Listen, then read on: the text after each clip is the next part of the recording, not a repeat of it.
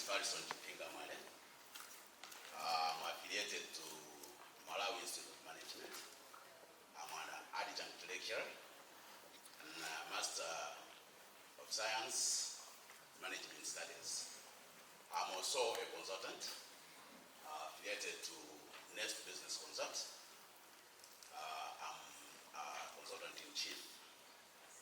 I'm making a presentation today on accountability and corporate governance, case of Unima. I think this is a popular new story to us, to our ears. A lot has happened in the recent past, in Unima in particular, and maybe in the public sector. My presentation, through my introduction and accountability, I will explain something about corporate governance, the theories that I've used in this research, the methods employed, and they will discuss the results and make a conclusion. In my introduction, I'm saying everybody is aware what Unima has gone through in the recent years. The highlight was when the former Minister of Agriculture announced closure of Unima. And this was reported in the Times edition of 1st September 2022. When this happened, there was a lot of debate. People tried to scrutinize what is happening in this institution. Researchers, policymakers, as well as practitioners got into deep debate about the issues that were surrounding the closure of Unima. In the background, people could read about thefts, corruption, and mismanagement of public resources. And there was kind of a conclusion to say maybe there was accountability was lacking in this institution. So that's what prompted me to dig deeper into this discussion. Accountability, we all know it. It has been written by so many people, but the root of it is what we know in common language. Accountability is when somebody sends you, when somebody gives you a responsibility to do, and when you come back and report. Any responsibility that a person is given is supposed to follow some terms. So when you come back, having skipped some terms, it means you are not accountable. We've been sent to buy soap from young age. We've been sent on errands at some age. Some have been blacklisted. They can't be sent to do anything sensible because they weren't accountable. Accountability is when the owner, the principle of the mission is not satisfied. You are an agent, you are acting on behalf of somebody, you have to bring the results as stipulated. So the agency theory stipulates that when you're sent on somebody's behalf, then you're acting on behalf of that person and you're accountable to them. That is the principle. Whereas the stakeholders theory creates that when you have a responsibility and there are some other fringe stakeholders, you must act in the best interest of those other stakeholders as well. So there is a small conflict between agency theory and the stakeholders theory, in that the agency theory only stresses the principle. In the case of Unima, we're talking about the shareholder, which is public.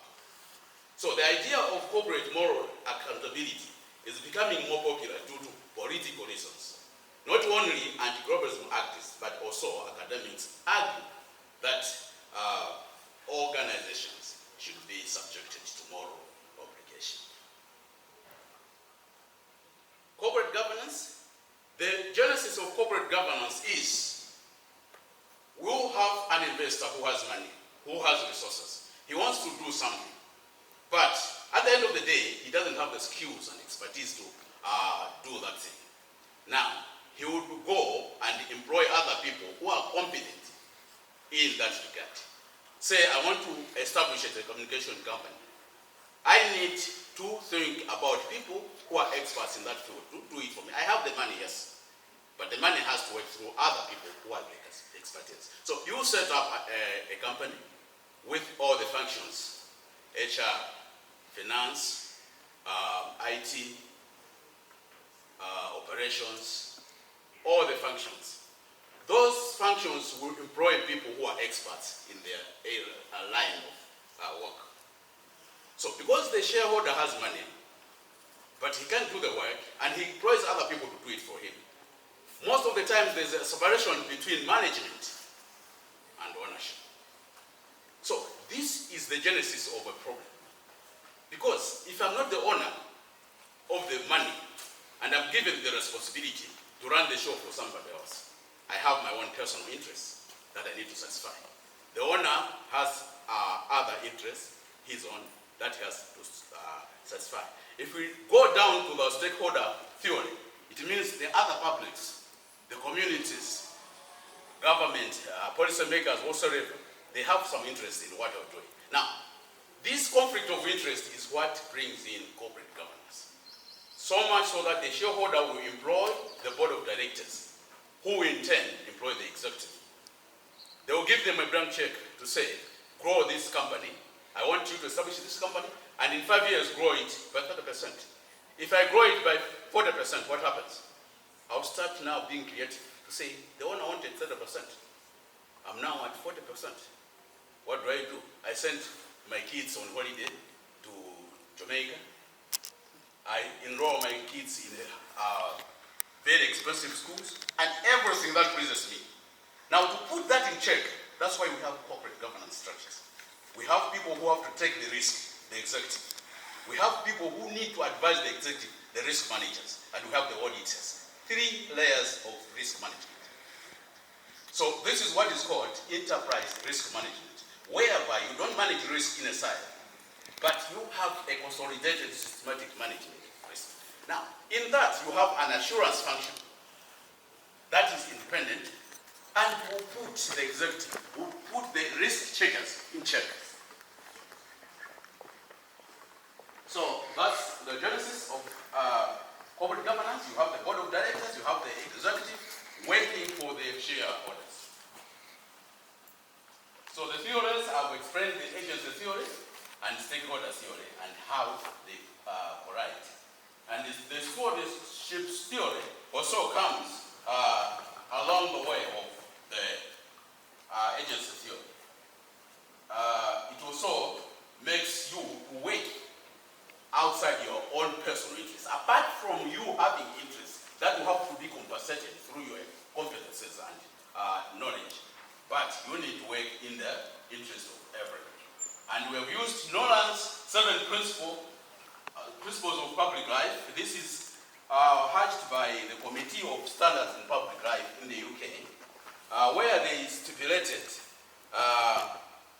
7 principles that guide public servants. That is selflessness, where holders of public office should act solely in terms of public interest. That I've already tackled in the stakeholder theory.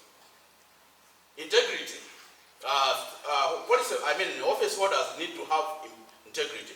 They must avoid pressing themselves under any obligation or undue pressure or undue influence. Objectivity, they have to be there to work in the interest of others without being subjective about what they want. Accountability is another one, and then openness. Affairs should be,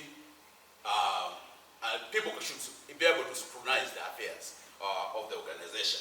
Honesty, yes, that's another pillar. People have to be honest and leadership, where public office holders should exhibit these principles in their own behavior and hear from others. What we portray to others is what we should be doing. Methods, this is a desktop research where we used websites, online government published data, media coverage, and academic journals. This is a conventional content analysis technique used to compare and contrast accountability and governance phenomenon with Nolan 7 principles of public life. And the results, it was discovered that there is an effective assurance system at ADMAC. What are we talking about? Poor risk management. We say all the structures are there, but still things are going haywire. Why? Because these collusion are across the board. If I talk about the structure of ADMAC, and you see that when the board says we want to grow this business by 50% or 25% for that sake, and all the functional leaders are given the mandate to say, what caliber of people do you want to employ HR? Where will we source our funding, finance? What applications are we going to use? IT. So everybody else will be budget according to their requirements. So if HR says, I want to recruit 100 people among these categories, and they present their budget, very flowery and everything.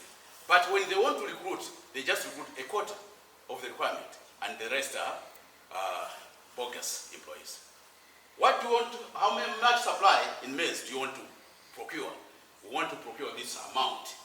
But when they receive the funding, they want to buy the maize. They'll buy Porsche cars and everything else. So across the board, you can see that there's mismanagement. Now, when I'm making my budget, I want to consider to say, who is the controlling officer? I put some item there that should interest him to approve my budget. So if I present my budget, will he reject my budget? No, because it has been included. The activities of audit and risk management are bogus. And everybody else knows that audit is bogus. Now, when I go to reprimand them, will they hear it? No. So, across the board, we have a problem. And you can see, missing 13 trucks of maize, loaded with maize. No controls whatsoever. And time goes 3, 4, 5 weeks. Nobody notices it. And I had a presentation by a head director of finance in Parliament saying, what I provide to the regions are ceilings, but I don't know what is contained in the expenditure. Is that okay? Is there any accountability in that? So we are not inventing the wheel. We have the systems, but the systems have been heavily corrupted. We need to rescue them by instituting very strong assurance services, audit and risk management. Closing down ADMAC and compensating the employees is as good as rewarding them. You have run down the institution, now go home with this package. No, leave them there. Strengthen the controls and the assurance services. They will be caught in the works and they will go home without anything, or they will go to prison. Thank you very much. I've run short of time, so I would recommend that ADMAC should not be crossed. We have